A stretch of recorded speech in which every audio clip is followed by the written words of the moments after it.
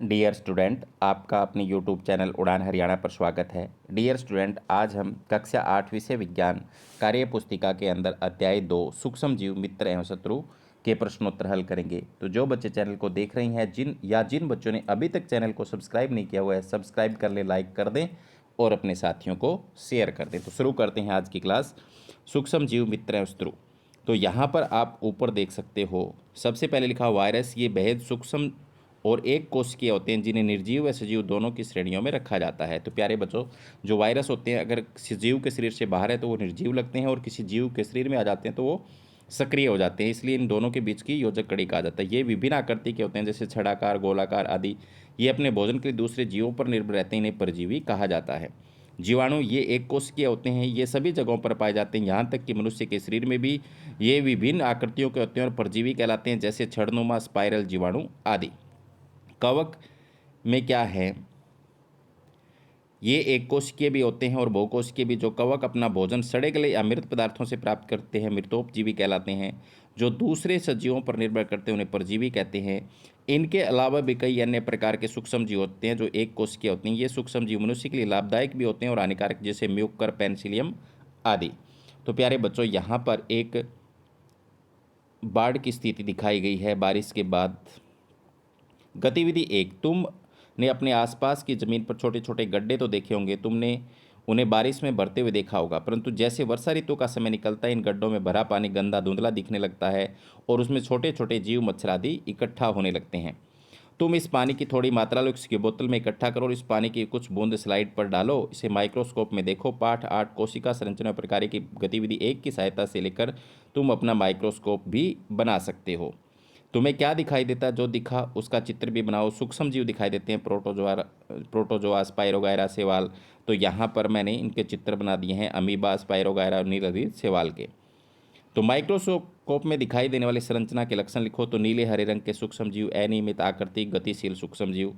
गतिविधि 2, सूक्ष्म जीव किन किन परिस्थितियों में वृद्धि करते हैं, इसे जानने के लिए तुम समूह में एक प्रयोग करें।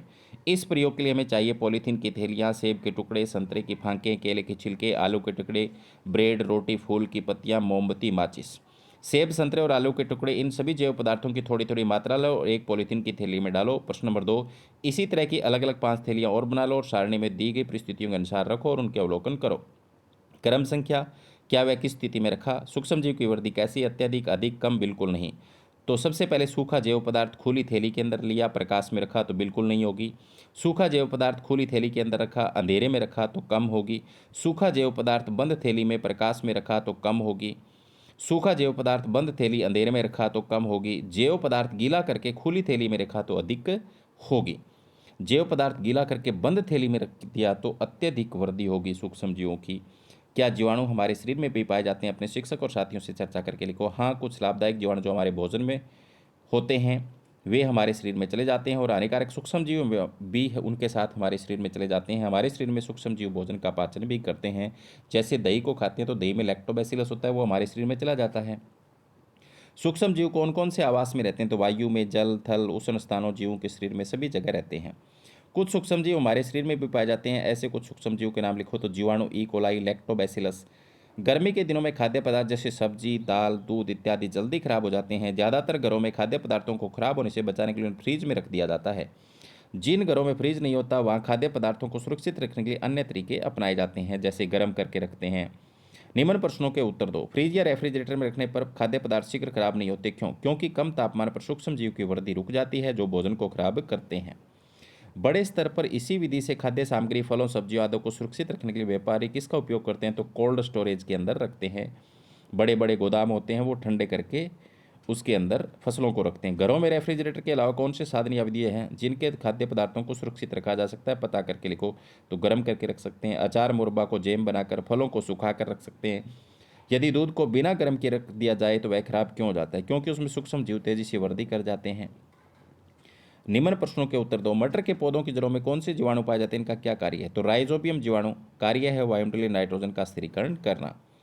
सूक्ष्म जीवों के दैनिक जीवन में क्या उपयोग है, पता करके लिखो। दूध से दही बनाने में, शराब बनाने में, मृत जीवों के अपघटन में जिससे पर्यावरण शुद्ध होता है, मिट्टी उपजाऊ बनाने में। सूक्ष्म जीवों से होने वाले नुकसान के कोई 3 उदाहरण लिखो। तो जीव व पादपों में रोग के कारक हैं सूक्ष्म जीव। खाद्य विषाक्तता का कारण मतलब भोजन को खराब करते हैं। उपयोगी वस्तुओं को खराब करना, जैसे अगर चमड़े के जूते हैं वो खराब हो जाते हैं। किन्हीं 4 पदार्थों के नाम लिखो जो सूक्ष्मजीवों को नष्ट करने के काम आते हैं। तो सोडियम बेंजोइट, सोडियम मेटाबाइसल्फाइड, नमक, चीनी, सिरका, प्रतिजैविक। दैनिक जीवन में इन पदार्थों का उपयोग कहाँ कहाँ करते हैं? उदाहरण लिखो, जैम स्क्वैश बनाने में, नमक मांस मछली का परिरक्षण में, चीनी जैम जेली व स्क्वैश का परिरक्षण, तेल सिरका अचार का परिरक्षण करते हैं। दूध को दही में बदलने का कार्य लैक्टोबैसिलस नामक जीवाणु करते हैं। जीवाणु यह क्रिया एक निश्चित तापक्रम पर ही कर सकते हैं। उनकी यह क्रिया किण्वन कहलाती है। इस क्रिया के अन्य उपयोग पता करके लिखो। तो शराब बनाने में प्रयोग होता है, ब्रेड, केक, इडली, डोसा बनाने में किण्वन क्रिया का प्रयोग होता है। कुछ सूक्ष्मजीव हमारे लिए लाभदायक होते हैं, उसी तरह कुछ हमारे लिए हानिकारक भी होते हैं। कुछ सूक्ष्मजीव से होने वाली बीमारियों के कोई 3 उदाहरण लिखो। चिकन पॉक्स, हैजा, अक्षय रोग, खसरा, पोलियो, ये सूक्ष्मजीव से होते हैं। कुछ हानिकारक सूक्ष्मजीवों के नाम लिखो। तो जीवाणु, विषाणु, प्रोटोजोआ। निम्न साधनों द्वारा प्रसारित रोग है उनके कोई 2 कारक का नाम लिखो। तो वायु द्वारा अक्षय रोग होता है जिसको टीबी कहते हैं, जीवाणु से फैलता है। जल द्वारा टाइफाइड होता है, जीवाणु से फैलता है, कारण इसका जीवाणु है। भोजन द्वारा हैजा होता है, जीवाणु कारण है। संपर्क द्वारा चिकन पॉक्स होता है, वायरस से होता है। कीट व जंतुओं द्वारा मलेरिया होता है, प्रोटोजोआ द्वारा फैलता है। अपने शिक्षक व साथियों की मदद से सारणी को पूरा करें। मानव रोग, सूक्ष्मजीव रोग फैलाता है, संचरण का माध्यम और लक्षण लिखना है। अतिसार प्रोटोजोआ से होता है। तो इसमें आगे लक्षण क्या है? पेट दर्द, दस्त लगना। संचरण का माध्यम दिया हुआ ही था। इसके बाद में दूसरा हैजा, जीवाणु द्वारा दूषित भोजन से पेट में दर्द होना, आंतों का कमजोर होना। खुजली परजीवी कवक से होती है, वायु के संपर्क में त्वचा पर दाने, खाज, खुजली हो जाती है। दाद कवक द्वारा संपर्क द्वारा शरीर पर गोल गोल लाल लाल रंग के चकत्ते बन जाते हैं। टीबी जीवाणु द्वारा होता है, रोगी द्वारा छोड़ी गई सांस, थूकने, छींकने आदि से संक्रमित वायु द्वारा। बलगम, खांसी, मुंह में खून आना।